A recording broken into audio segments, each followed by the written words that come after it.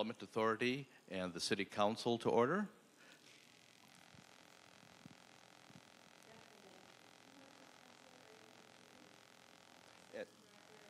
Yes, I'll pass it to the Community Development Director, Julie Urban.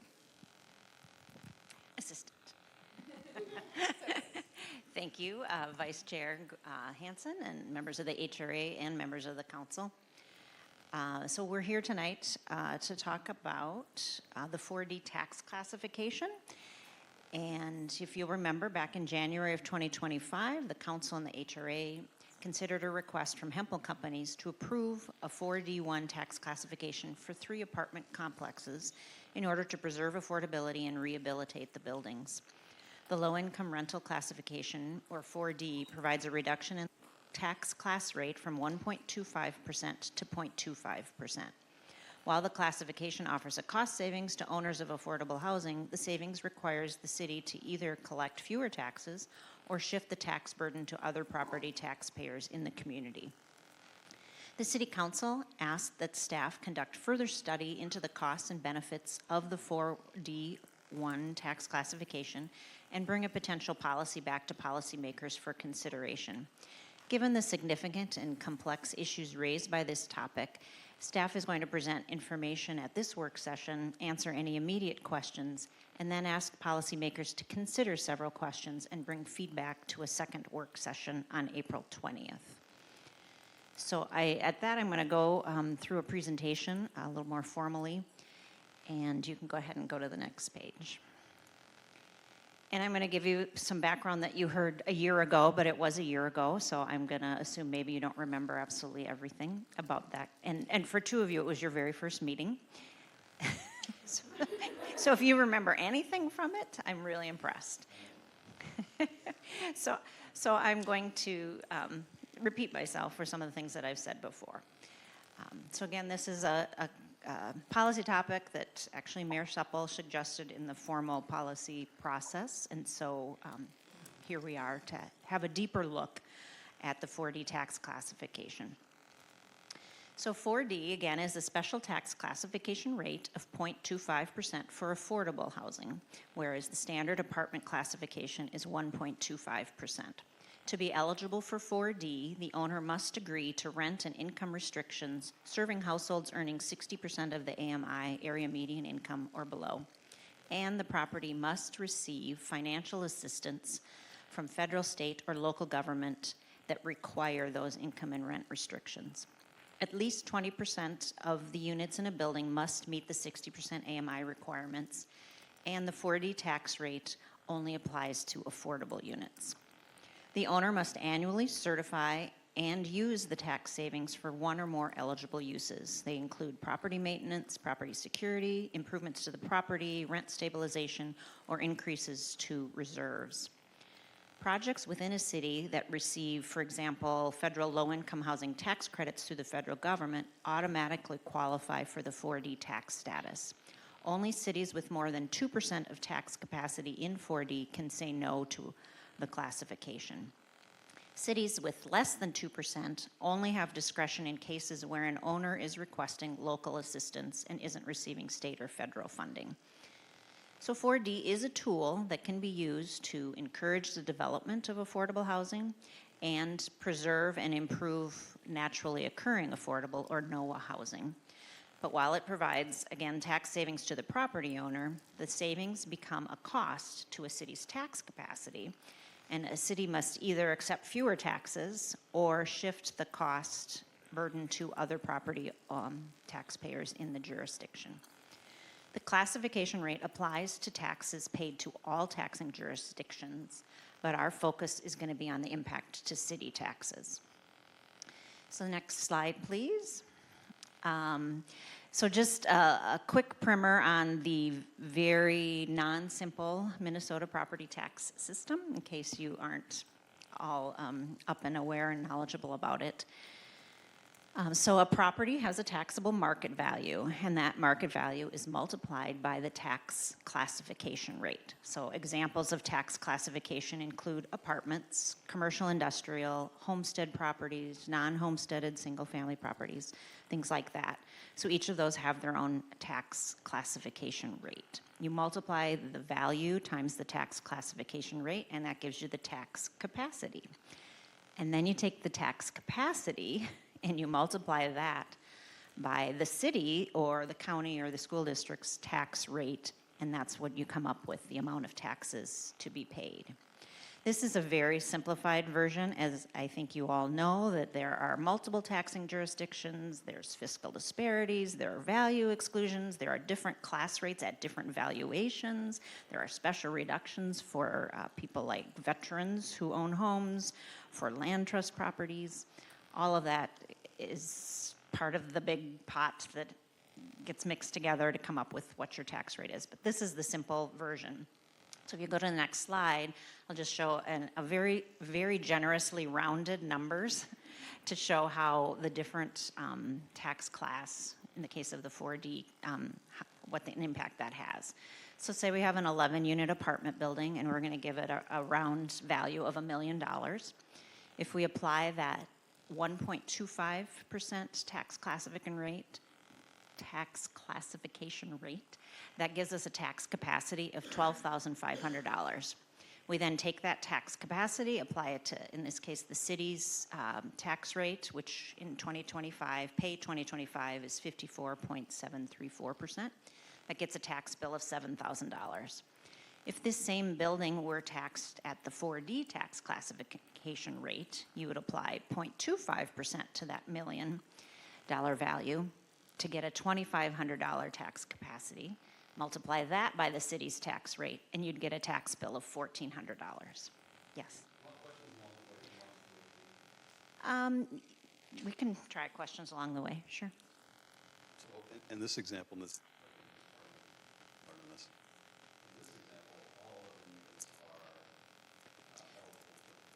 I'm assuming that, yeah. I'm making some general assumptions, yep. Yep. Right, you could technically qualify. So like in the case of, well, when we get to Hempel, I'll explain some of that more, but yeah.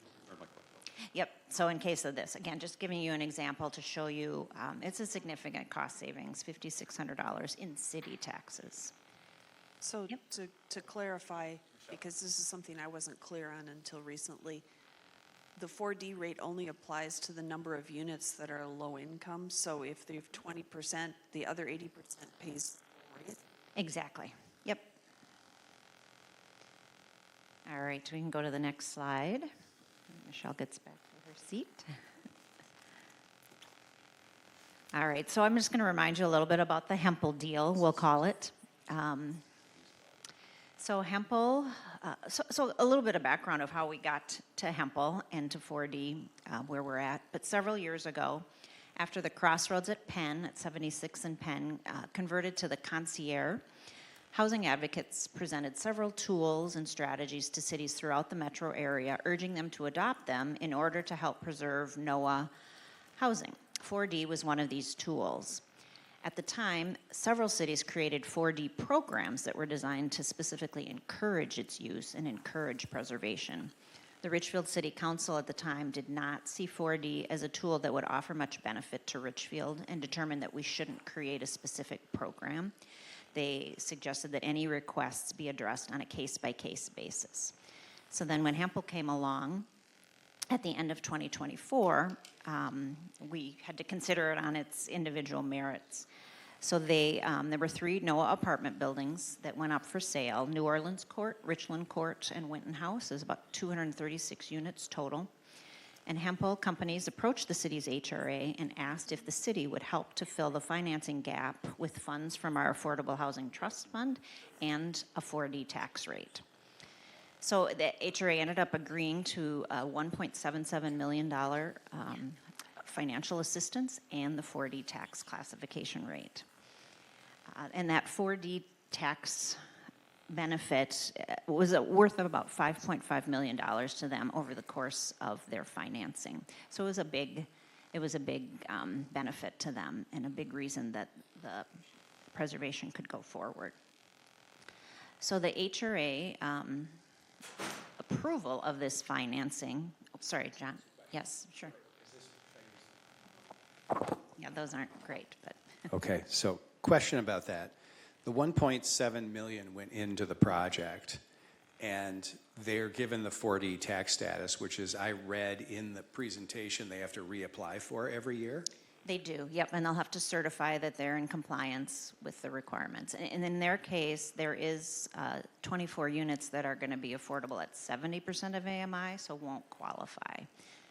Now, I haven't seen their first certification yet to see if that's a given or if it may vary over time. Yeah, so what happens to the 1.7 million if we've given that to them with, under the assumption that it's all going to be affordable at 60% AMI? What happens to that money? It's just still in the project and there's no repayment or no penalty? No, we gave it to them as a deferred loan. They would have to pay it back if they Yeah. were not in compliance. Okay, thanks. Yeah, I mean, there are other strings on them from their other funders, so we're not the only ones that there would be problems, right, if they weren't in compliance. So the reason that the 4D tax class came into effect was because as a condition of that assistance, we required affordability and affordable rents. We could have just given them the money and not placed those restrictions on. I take that back. We could not have, because our Affordable Housing Trust Fund requires us to put restrictions on. We did give them some apartment remodeling money, and that wouldn't have had those restrictions. So there may have been a tiny bit of flexibility, but not really. So several factors led to your decision ultimately to say yes to this. They have 24 three-bedroom units, which is a very rare thing in Richfield in terms of our rental housing stock. They had 48 rental assistance households in the buildings. There was a risk of displacement. There were 2 other bidders on the properties, and they were out-of-state folks who would have purchased them, put a bunch of money in, and then raised the rents. And then they're also putting over $7 million in rehab investment into the buildings over the course of the next 10 years. So, and the other reason that was a big factor for several of you was that we are going to see an increase in our tax capacity from 2 TIF districts that are going offline in this payable year, a tax year. So you can go to the next page. So I wanted to look a little bit about just, there are 4D properties in Richfield before these 3 came along, and just so you're aware of what those properties are, we have 8 total now. And in the case of 4 of them, they were not at our discretion. Richfield Towers, Sheridan Court, Robert Will, and Lindell Plaza all automatically qualified because of, I think they're all federally funded in some way that requires them to provide affordable housing. I will point out the Seasons Park was at our, sorry, go ahead. Could you say more about that, how we didn't have discretion? So Richfield Towers is a HUD 202 building, I forget what the exact, which says that in order to, because of the funding they received to construct and to operate, they're subsidized units. The federal government says you have to only rent to people with certain incomes, affordable units. And so as a result, they automatically qualify for 4D under the state statute. Sheridan Court is a similar HUD financed property.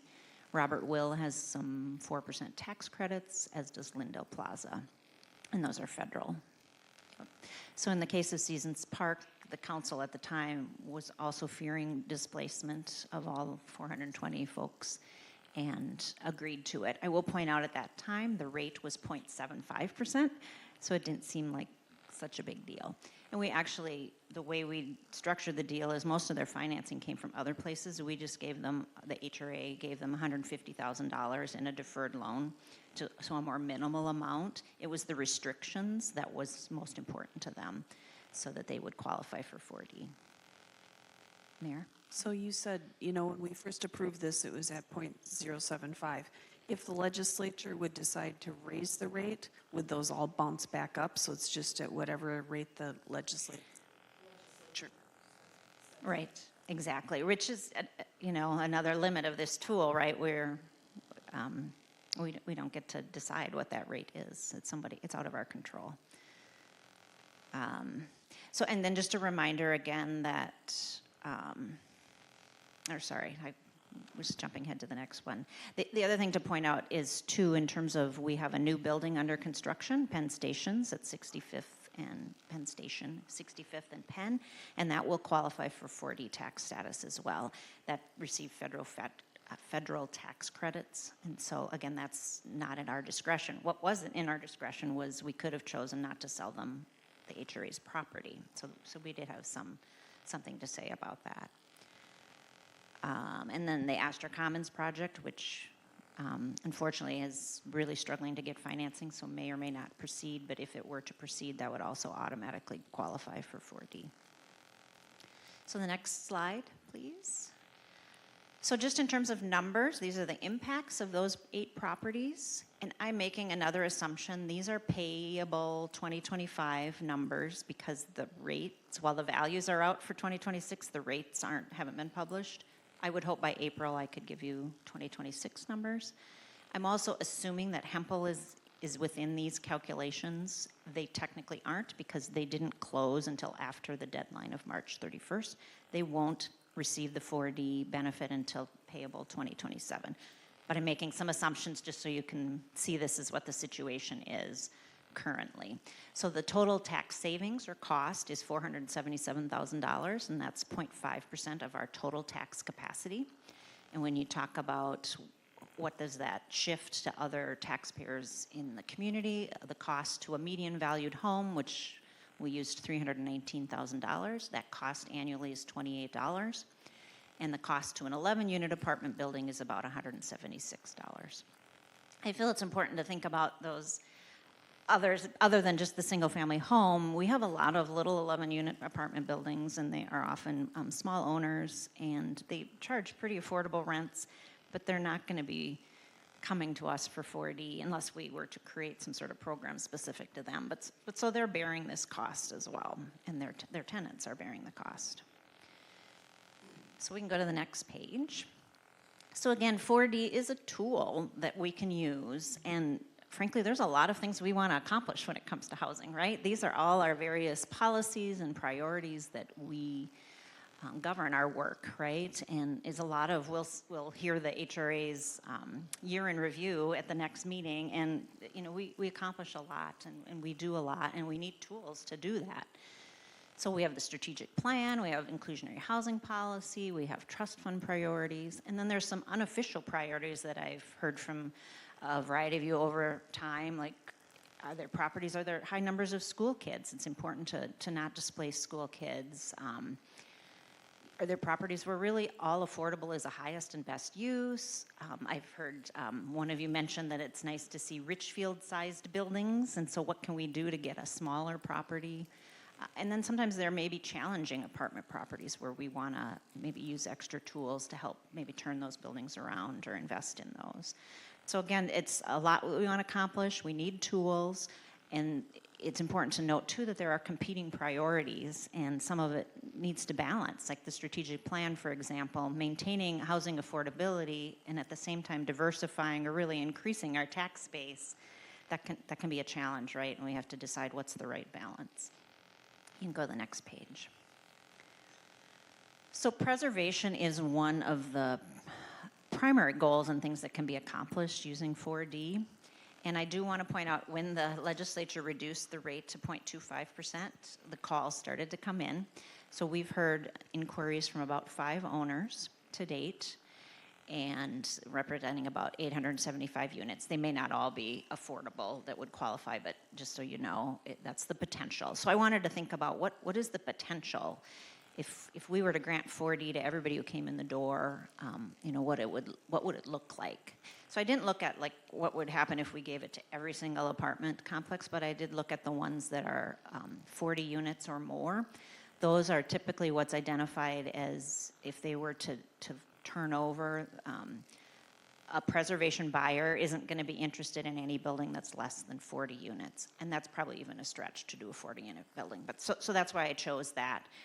And there are 14 NOAA properties with more than 40 units in the community, representing about 2,100 units. If all of those were to become a 4D eligible, there would be about $1.5 million in tax savings and/or cost, which equates to a $100 shift to a median valued homeowner and a $600 shift a year to an 11-unit apartment building. So again, this is just about trying to give you an idea of the scope that we could potentially be looking at. Madam, Chair Hansen, can I ask a question? So this is only current buildings that we have. It's not potential projects Right. that are out there. Right now, I'm just talking about preservation. Yeah, we'll talk a little bit later now about new development and what does that mean and what's the impact and the cost there. We can go to the next slide. Doing on time. So I just wanted to give a little bit of data context for you about, what is our existing affordability, and sorry, the numbers ended up being quite tiny.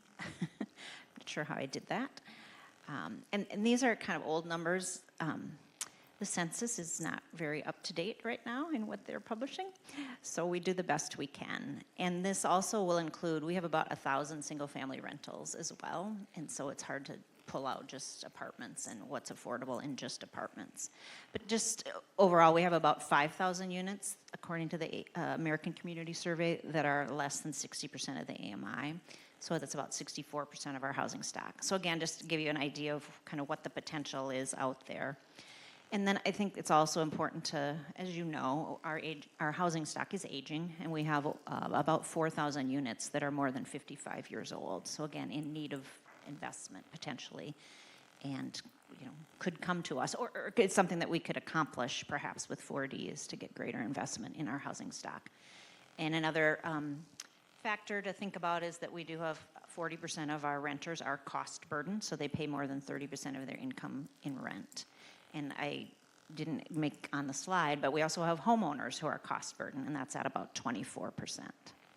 So when we talk about shifting the burden to others, we're not necessarily shifting it like in a community like Edina. When they shift, it ends up being pennies, number one, because of their huge tax base, and then just they have just greater incomes, right, and people to be able to absorb that kind of tax shift.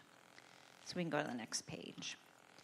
So some of the questions we're going to send you home with, we're calling it your homework, which we'll pull together and send out to you separately so you know clearly what kinds of things we want you to think about. But when you think about preservation, I want you to think about what are your priorities, what do you want to achieve, what would be a desirable, reasonable length of time to apply an affordability period. So we went with 15 years for Hempel.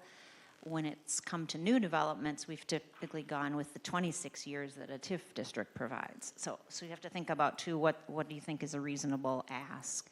You should be aware that sometimes the primary funder determines what that needs to be. That was the case with Seasons Park. I think we ended up at 35 years, maybe. Whatever it is matches the primary funder.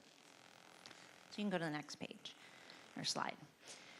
So now, as Mayor Supple pointed out, we also have new developments coming online, and so I wanted to take a look at what's the difference. So we have another tool when it comes to new development that we've typically used over the years, and that's tax increment financing.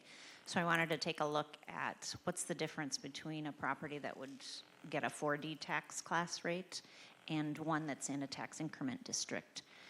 So what I did was created some hypothetical projects, but it may look a little familiar. That 42 all-affordable building that receives tax credits is very similar to Penn Station. And so that's a case where what we are getting with that project are 42 affordable units. We're getting several large bedroom sizes. I believe it's 8, 3, and 4 bedroom units. We're getting units at a variety of income affordability levels, 30, 50, and 60. Their annual taxes will be about $13,000. So I'm calling that Building A. That's this all-affordable 4D building. And then we can look at a Building B. So if we had gone for a market rate option on that particular property, chances are we would have had to accept an 84-unit building because that's what would have cash flowed for market rate. So in that case, if they'd have done a housing TIF district, they would have had 67 market rate units and 17 affordable units, affordable at either 50 or 60% of the AMI.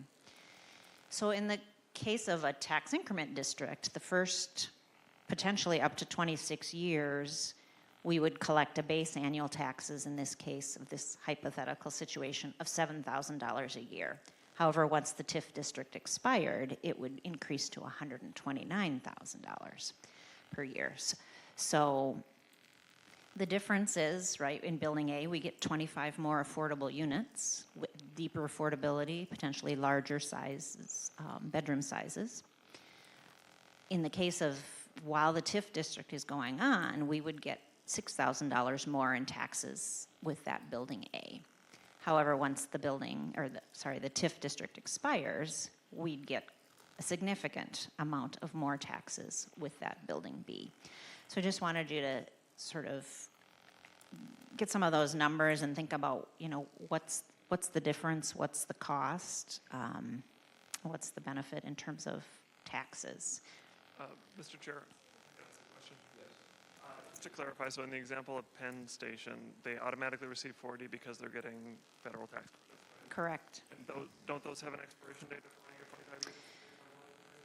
I believe the affordability period is either 30 or 40 years. I need to double check that. So in theory, if the building is still in good shape in 40 years, is there also a different tax incentive, or what happens at that point? Don't they lose their 40 status when they lose their tax credit status? If they refinanced in a way and they wanted to maintain their affordability, which there might be an incentive to do because quite a bit of their funders would require repayment at that point. It would depend, right? So if they went off, right, then they would pay the regular tax rate. If they in perpetuity continued to, I mean, that's often a goal. Typically a goal is to try to preserve affordable buildings and keep them affordable as long as possible.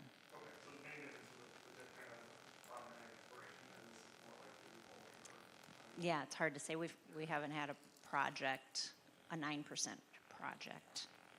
You know, we have a 4% project with Lindale Plaza, just the 20% of the units. I have no idea what they would do at the end if that's less likely for them to keep that going in perpetuity. I'm guessing probably so, as opposed to the all affordable. Yeah. So if I'm following the plan here, so Building B, we would have, the city would have discretion as to whether or not they granted the 4D tax status to certain units as opposed to using tax equity financing. So in this example, hypothetical example, we did not give them 4D. A couple of the folks who have asked about 4D are in tax increment districts, and we've said to them, well, we need to know that up front. You're changing the deal. You're affecting how much we collect in admin. You're messing with the deal. So it would be something we'd have to consider up front if we would accept it. Yeah, and put on restrictions in such a way. So we've always looked at the housing TIF district as that we're not automatically requiring income and rent levels that would trigger 4D, that we would have to intentionally do that. So the other piece, sorry, okay, go ahead. So the other question I had, you said it affects other taxing districts. So this is a question for April, you can answer now. I know with the TIF, the school district still gets to, like the referendums to go on the full amount. But with the 4D, what happens to the referendum money? And have we talked to the school district and gotten any input from them? And perhaps we do that before we vote. I just want to throw that out there because there has been this discussion of how it affects the taxing districts. Yep, and I think with Hempel, we reached out and they didn't really respond, or it didn't raise to the level of something they were concerned about. I can talk further to our financial consultants. I think back with Hempel, with Hennepin County, his response was, well, it's a gigantic pool that has lots of different factors going into it. you just wouldn't be able to really calculate the impact on that. The schools, it is a little more complicated, and we kind of left it alone with Hempel. But yeah, we can certainly have some more conversations about that.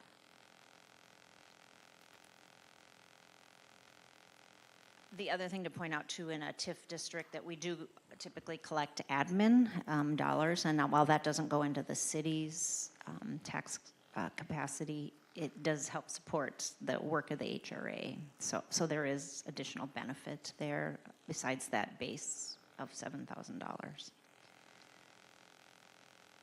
Any other questions? It was kind of a lot of information. So again, just to give you a little bit of background data too about some of the projects that have been constructed in the last, I think I go back to 2012 because that's when the Lindell Plaza at 65th and Lindell, when that was constructed. That was sort of the first in the new era of construction. And this just shows you the blue are the market rate and the red are the affordable units that we've been constructing. So it was about 114 affordable or income restricted units out of almost 1,300 total constructed. So about 9% of the new construction in this era have been income restricted or affordable. I would point out of some of the two of the new construction projects, though, part of their affordability was to preserve adjacent NOAA buildings, which we felt was a big win in the case of both the Chamberlain and the Riley, that we were able to preserve and improve 55 NOAA units. We can go to the next slide, Michelle. And this is just additional data on bedroom size. I think we've been more successful in our affordable buildings in getting some of those larger bedroom sizes that we've said that we would like.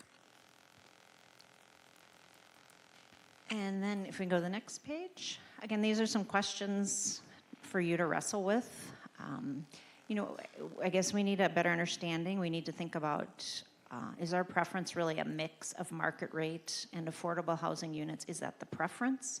When would an all affordable development be acceptable, preferred? What are the conditions in which you would like to see all affordable, or maybe there aren't conditions? These are just some things we'd like to hear more from you about. Is there a number of affordable units we should be aiming to provide over the next 10 years? Do we focus on preserving existing affordable housing using 4D and really creating affordable units through what's called filtering? So you build new market rate and then affordability filters down. If that's what you think is the best way to provide affordable units, then we have to think about how do we provide accessible units.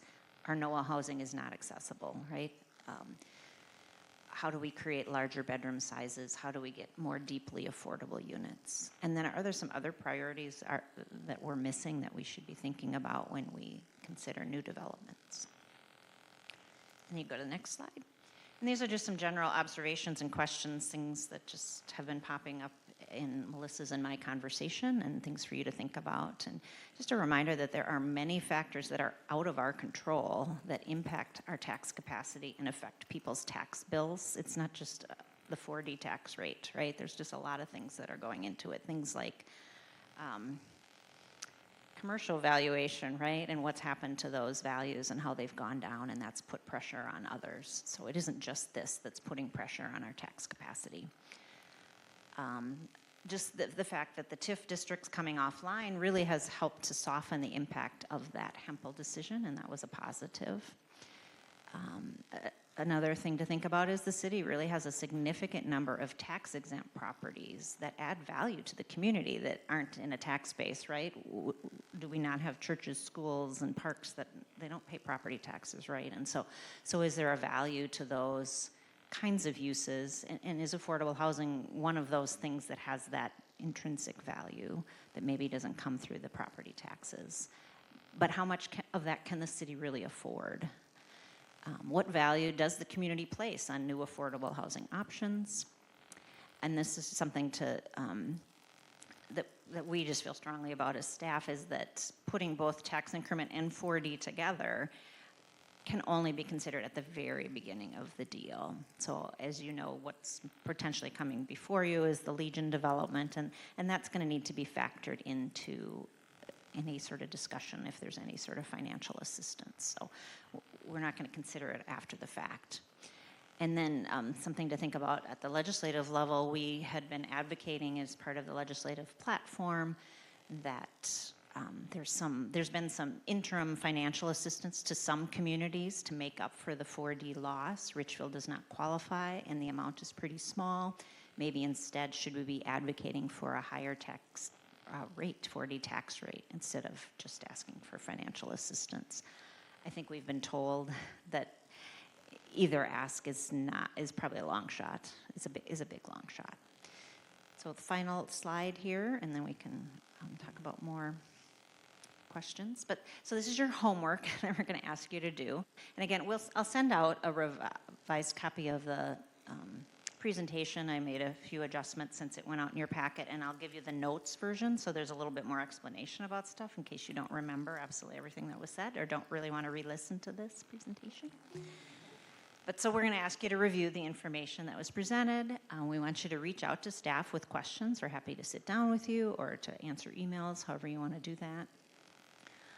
Back on slide 8, we're going to ask you to rank those different priorities. Tell us what's most important to you so that we know when we are planning and talking to developers, what do we really need to push for. We want you to provide those priorities to us by April 10th so that we can work on that a little bit before we come back to you, and then to bring your feedback and your ideas for policies and priorities at the April work session. And then again, it'll be one that'll be before the HRA meeting, because the council's schedule was booked for quite some time.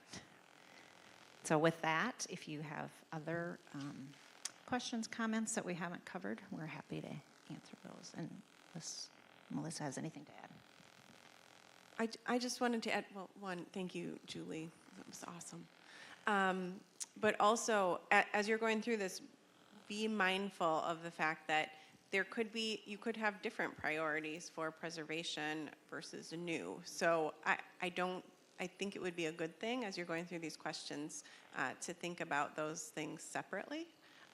Is it something that you would consider in more cases for preservation versus new based on some of these impacts that Julie talked about?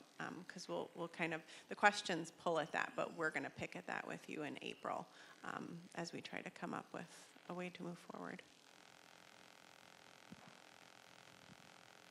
Any additional questions? Mayor Supple.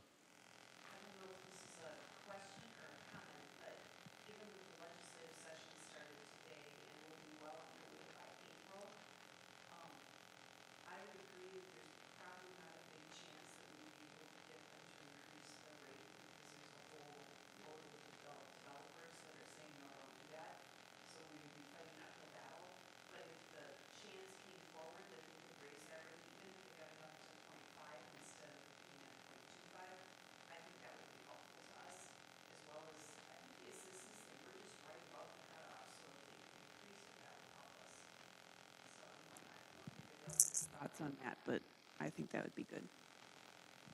Commissioner Young? Get it raised just for Richfield? Or would the ask to the legislature be for the entire state?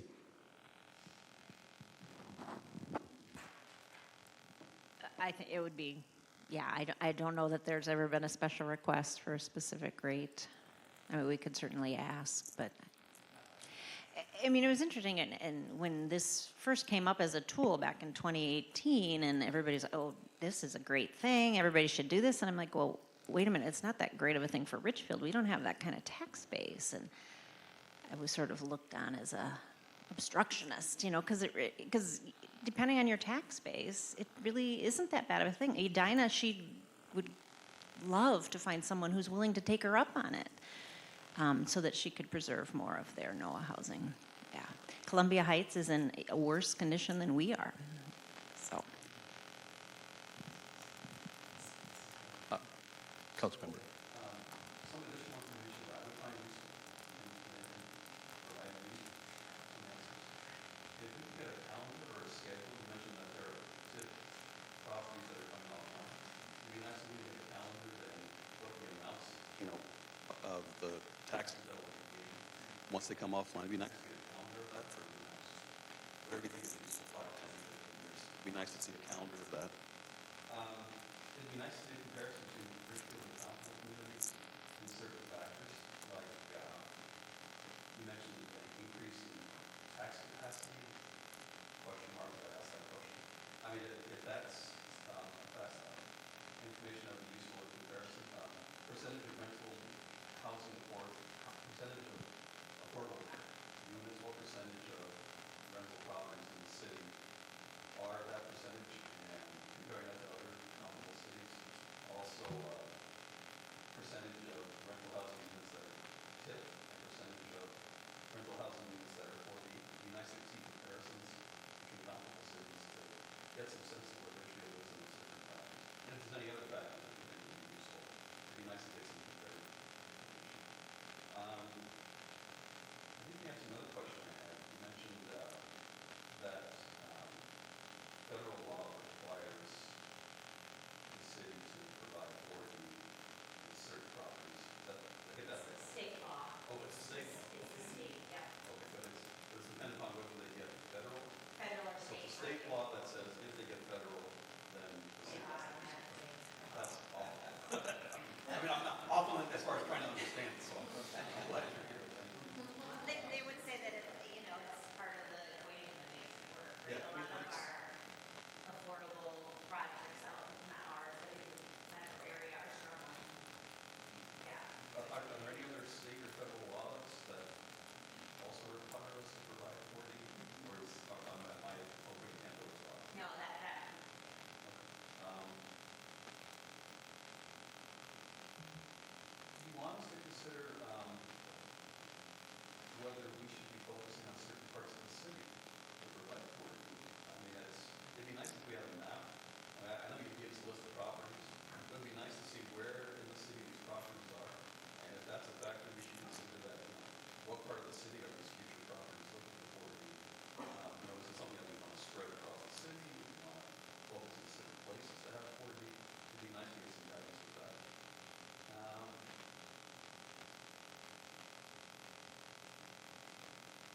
And then, any other comparisons to other cities as far as isolate and taxes on properties?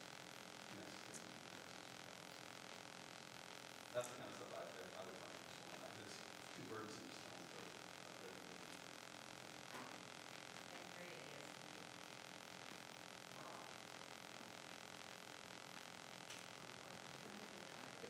Yes.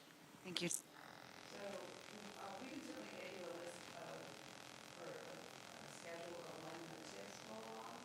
But what happens when the TIFs roll off is our tax base grows pretty sharply, and then that triggers our local government aid to go down.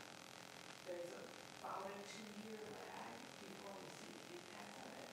So we had the TIFs roll off, and then we had the 4D impact, so they were absorbed. And it's complicated exactly the impacts of both. But we won't see that LGA impact for not next year or the year. Just take that into account. It's not like this is roll off. When you provide that information, can you include that by the?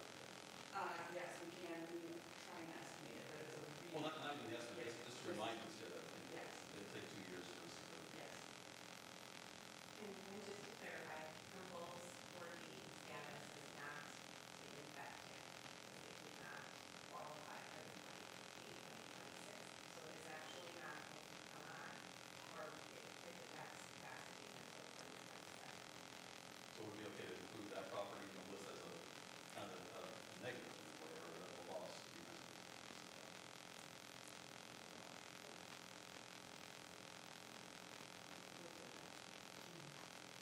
My best understanding. I guess my question is,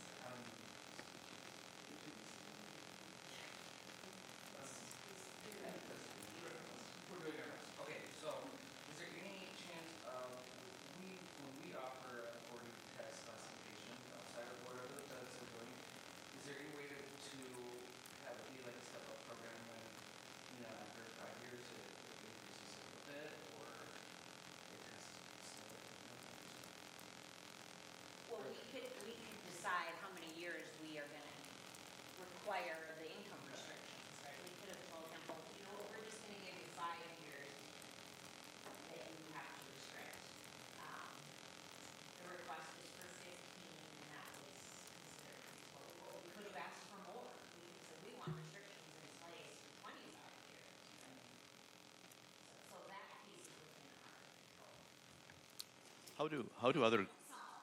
How do other communities handle that? Do they generally set a sunset period, or can these districts almost live in perpetuity? So it varies. So some of the communities that have a program for 4D, one of them is Minneapolis, and I believe it's a 10-year commitment they ask for, and then every year they have to annually certify. So you could, in theory, not, if you don't turn in your paperwork, for example, too bad, you lost it. Yep, because the city has to say, okay. I want to say Edina and St. Louis Park also have programs, and I can't remember if they're 10 or 15 years. So it varies a little bit. Julie, could you just share what Minneapolis is doing with their program right now? Well, they're making changes because they just sort of have now realized, oh, what used to be just a positive, it was we don't really notice the impacts. When it went down to 0.25%, all of a sudden they realized, I don't know if we can afford this anymore. So they don't accept any new applicants. St. Paul has closed their program as well, is my understanding. So.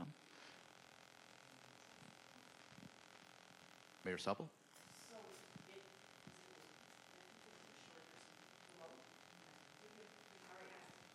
Yeah. Oh, there's like a short. It works sometimes and doesn't. So in some ways, what was intended as a good thing to lower it to 0.25 is actually having the reverse effect because I think there are communities, that are just realizing what's happening and that, oh, maybe we can't afford more of this housing at that tax rate, right? Yeah. Trying to think if I'm trying to think if there's some communities in particular. Columbia Heights, I know I've heard from, that's causing them to think twice. But that's certainly something I could also reach out to more communities and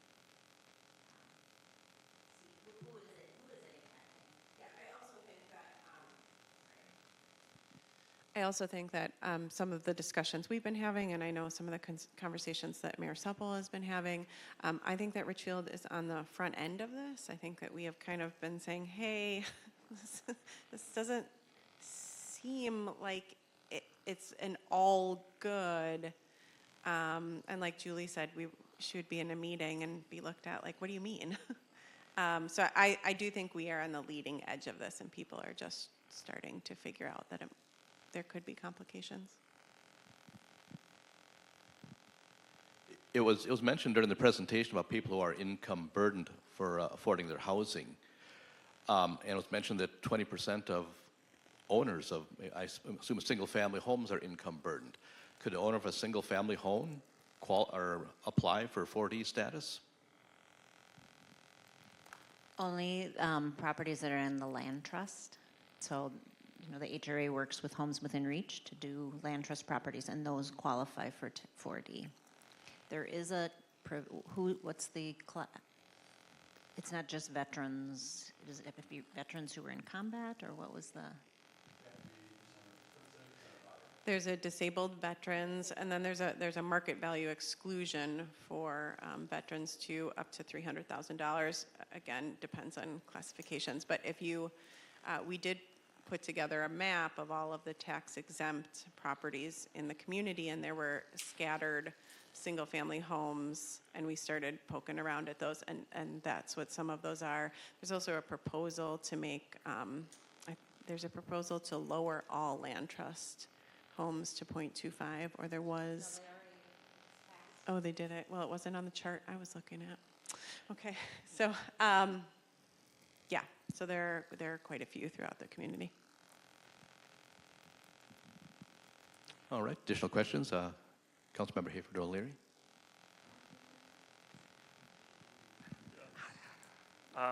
I don't actually have any additional questions. I just wanted to give a little bit of feedback now. I appreciate the structure of having lots of time to think through our answers, but since this is our only opportunity together to talk about it, just going back to your example of the all-affordable 4D building versus the TIF building that's mixed income, in general, I like the TIF building that's mixed income more, is like my high-level feedback.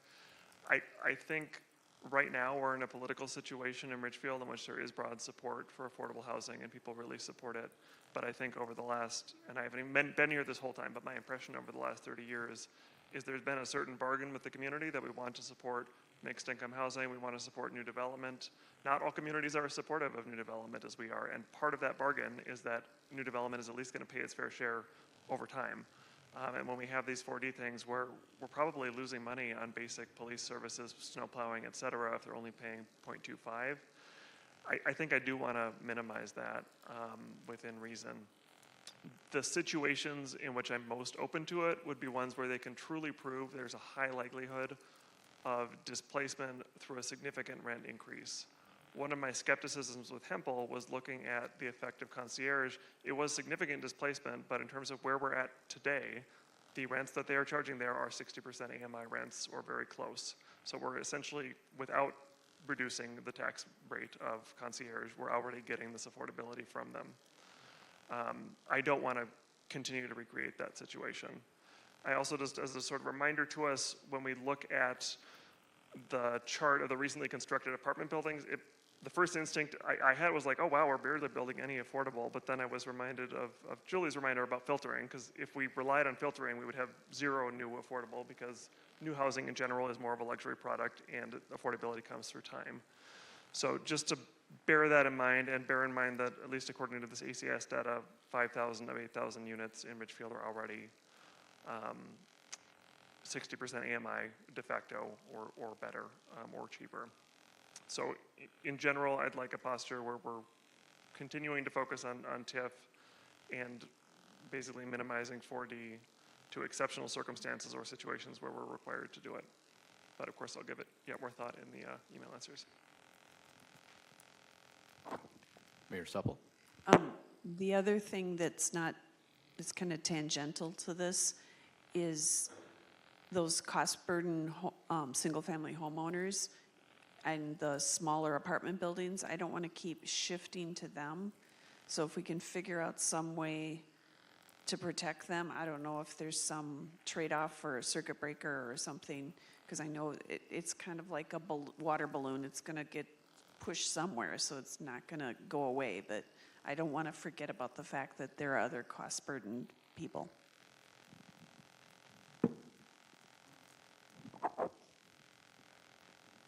All right, any additional questions or comments?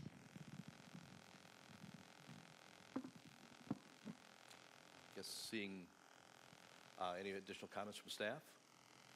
I think just to remind you that we will send out everything by email so that you can look it over. And remember that April 10th deadline. We'll send you a reminder a few days before. And thank you very much for the discussion. Anything else, Julie? All right, seeing no further discussion, we'll call this meeting adjourned.